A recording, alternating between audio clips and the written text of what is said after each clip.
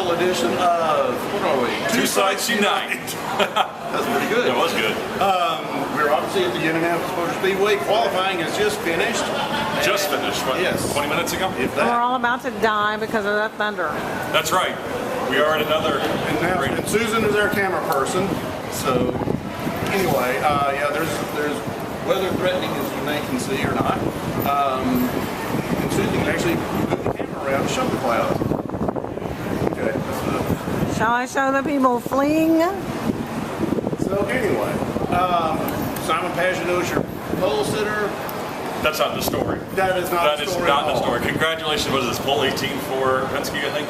Pole number 18. Yeah, you got me. I don't think so. Menard's back on the pole for the first time since 1995, but nobody's talking about that today. The big story today, Juncos Racing with Kyle Kaiser destroyed their primary car on Friday, yes, Yeah. it's Fast Friday. Destroyed their car. Juncos Racing goes through the night Friday.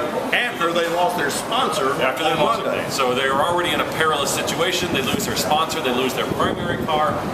Things look very grave for them. They go through the night, prepare the backup road course car that last raced at Circuit of the Americas in March.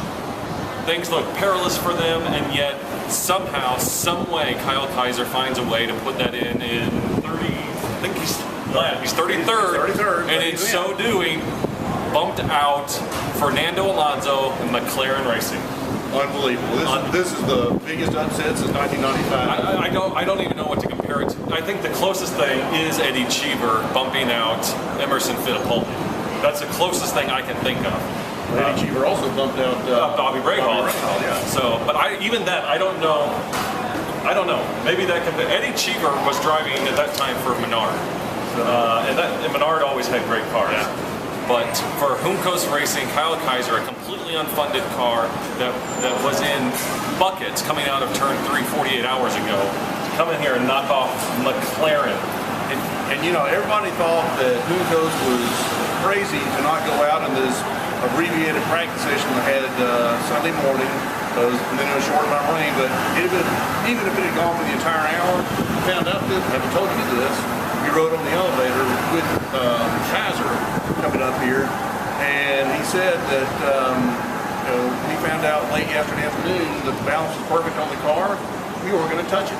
Yeah. And so they had already decided they were not going out in the morning session, and they just went out cold, the very last qualifier, and knocked him out. And I don't know if they talked about it on NBC or not. I haven't seen any of the coverage yet, but Ricardo Juncos mentioned that, as you said, they had it planted. They wanted to love on it, massage it a little more. I don't know if you saw the car or not, but you could see the tub, the front of the tub, right in front of the windscreen. You could see it had been rubbed down, sanded. I mean, they had done everything they could to get that fit and finish on that car just perfect overnight. And I haven't seen the timesheets. I know it wasn't much. They didn't have much of an air. They didn't need to be. They didn't need to be much. They needed to be, and they were by the slimmest hair. And that's what this is all about.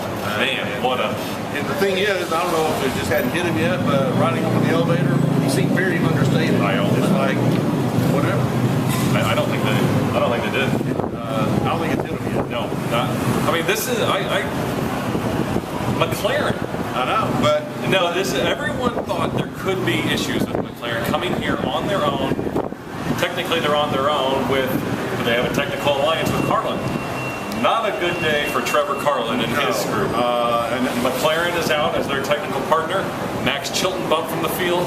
Pato O'Ward bumped from the field. Only 3 guys got bumped. All of them associated with Carlin. yeah, in fact, I mentioned that somebody out on the pit road while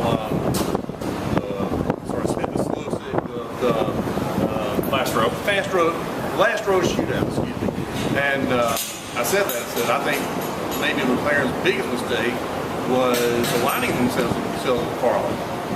Maybe they had no other choice. They may not have. I think there were rumors going around for a while that Ed Carpenter Racing was looking for an I have an alliance. idea. They said no. I don't think. Why would Ed Carpenter want to? Yeah, want that distraction. Absolutely, that's what I'm getting at. Yeah, I don't think they would want to. So, Now, let's not forget though, Carlin did get Charlie Kimball in the race. Let's not completely throw them under the bus. They did get Charlie Kimball in the race, who is only, again, driving 5 races this year. Part-time driver at best.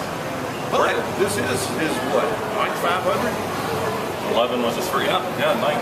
So I mean, he should be in. Yeah, good for him. Yeah. Well, Max Chilton, it would have been his 4th. Yeah. He should be in too. So that's the second year in a row we've got 2 full-time IndyCar teams that are going to be sitting next Sunday. Yep. And by the way, Hinch, congrats to Hinch. Yeah. Talk about pulling out of that. He also had a devastating accident yesterday that looked like it was going to put a death knell in their game. But boy, Sam Schmidt, Aero Sham Schmidt, whatever their name is, Aero Schmidt, Peterson Motors. those guys. What an effort by them. They were, 2 hours after he was upside down almost. They were backed out in their backup car. It takes 90 minutes to swap out an engine on these things. Yeah, and then they stayed up overnight, really converting that road course car to a proper speedway car. Please. God, I hate that. So anyway, we need to wrap this up because we all have to get on the road and we got weather coming. So anything else real quick? Well, I would say we still, the format, as much of a grumpy curmudgeon as I am, I don't want to like the format. There are tweaks. I have to admit, Saturday had some excitement. Today, though, we saw, after the excitement of Juncos knocking McLaren out, nobody cared about the Fast 9, quite honestly. Unless you're Team Penske, it was somewhat of an afterthought. Yeah, it was very anticlimactic. The air had been completely taken out of the Indianapolis Motor Speedway. And I think Sebastian Bourdais went out almost immediately, and nobody paid attention at all. All right, so we got the 20, let's see, the 22, the 20, and the 21 starting on the front row. It's like a NASCAR. It does sound, doesn't it? Well, I just noticed it because of the starting lineup up there. Pagenaud was on the pole with Ed Carpenter and Spencer Pigot. What was the highest highest Honda? Was that Herta? I don't know. It's either Herta, Bourdais, or Rossi. I can't see.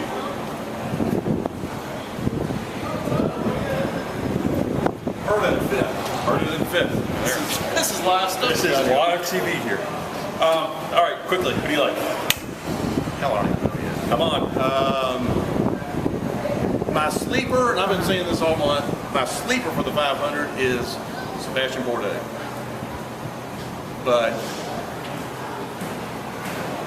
I haven't quite decided on who I'm actually picking. My first gut, I think this is Ed Carpenter's year. I do.